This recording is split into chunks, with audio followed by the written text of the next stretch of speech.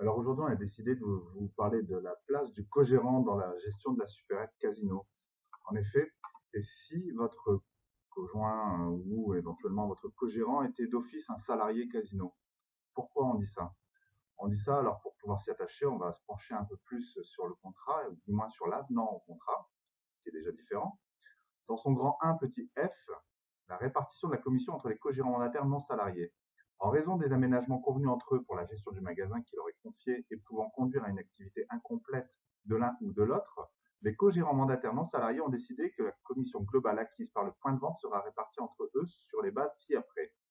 Pour monsieur, co-gérant mandataire non salarié, non, le montant de la commission globale déduction faite de la part de l'autre co-gérant.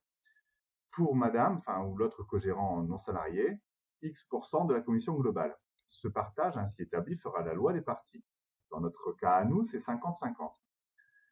La répartition des commissions entre les co-gérants mandataires non salariés pourra être modifiée à tout moment au cours de la gestion sur demande conjointe notifiée par écrit à distribution Casino France au moins un mois à l'avance et ne sera applicable que sur le bulletin de commission du mois suivant.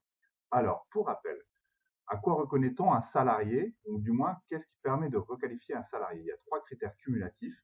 Le premier, c'est la prestation de travail. Le second, c'est la rémunération en échange de cette prestation de travail. Et le troisième, c'est le lien de subordination juridique. Attention, dans le lien de subordination juridique, il n'y a pas le simple fait de devoir imposer. Aujourd'hui, les cours de cassation ont reconnu qu'à partir du moment où il y a une immixtion du, du potentiel employeur dans la relation, le simple fait de devoir soumettre à décision ou à approbation du potentiel employeur suffit à requalifier le contrat. En tout cas, est un des motifs qui permet de le réclamer.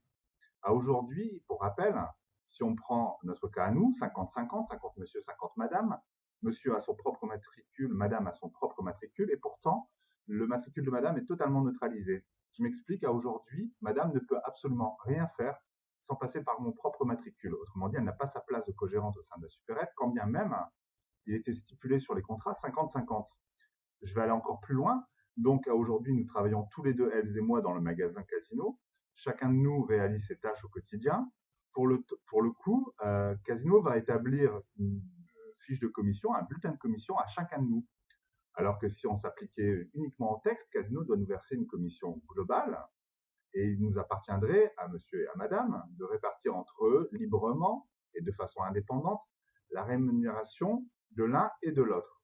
En l'occurrence, ce n'est pas le cas puisque Casino s'étant mixé dans notre gestion, en nous demandant et en nous imposant de les renseigner et de soumettre à leur approbation, puisqu'il est bien stipulé qu'on doit en faire la demande auprès de Distribution Casino France au moins un mois à l'avance. À partir du moment où nous sommes obligés de soumettre notre demande de modification de rémunération à Casino, Casino, du coup, rentre dans la relation qui nous unit au sein du couple de co-gérants. C'est un second problème dans la mesure où c'est Casino qui établit une fiche de commission à madame et une fiche de commission à monsieur, alors qu'en réalité, il devrait y en avoir qu'une seule. Liberté à nous, ensuite, au sein du couple de co-gérants, de se répartir la commission. À partir du moment où Casino fournit une fiche de commission à madame qui elle-même n'a pas de latitude pour pouvoir exercer sa fonction au sein du magasin, qu'il est reconnu qu'elle travaille effectivement au sein du magasin, puisque Casino là-dessus ne nie pas, et d'ailleurs sur certaines commissions, ils vont venir y mentionner un nombre d'heures qui lui permettra d'être assujetti aux cotisations sociales et patronales.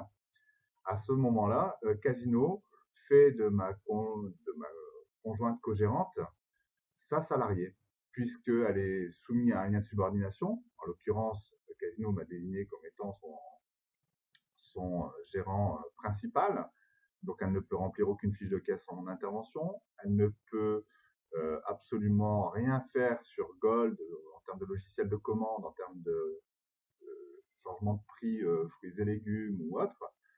Enfin bref, toutes les simples fonctions du quotidien, elle ne peut pas les faire sans avoir accès à mon propre matricule.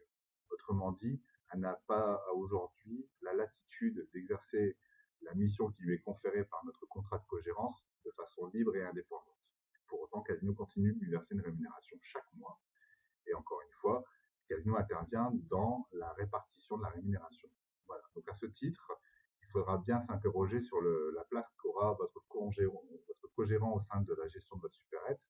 Et moi, j'invite chacun de vous à faire attester par un constat d'huissier le fait que votre co-gérant ne peut pas rentrer son matricule dans les ordinateurs Casino, ou du moins que lorsqu'il le fait, son matricule n'est pas reconnu. Autrement dit, il ne peut rien faire, absolument aucune fonctionnalité, sans votre intervention à vous, le gérant principal.